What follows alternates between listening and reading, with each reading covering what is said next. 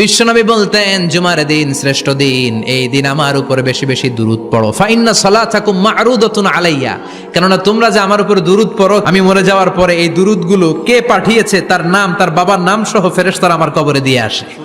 সাহাবারা বললেন, ইয়া রাসূলুল্লাহ কাইফা সালাতুনা মা'রুদাতুন আলাইক, আপনি মরে যাওয়ার পরে আমাদের দুরূদ কেমন করে আপনি দেখবেন? ওয়াকাদ আরিমতা, আপনি তো পচে গলে মাটির সাথে মিশে যাবেন। বিশ্বনবী বলেন, ইন্নাল্লাহা হাররামা আলাল আরদি আন তাকুলা আজসাদাল আম্বিয়া, নবীদের লাশকে খেয়ে ফেলা, নবীদের লাশকে পচিয়ে ফেলা জমিনের সব মাটির জন্য আল্লাহ হারাম করে দিয়েছে।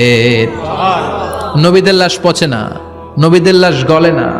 যারাই বিশ্বনবীর উপর দুরূদ পড়বেন, আপনার নাম সহ, আপনার বাবার নাম সহ, মালাইকাতু সাইয়াহিন, একদল ফেরেশতা আছে শুধু রাউন্ড দেয় গোটা ওয়ার্ল্ডে।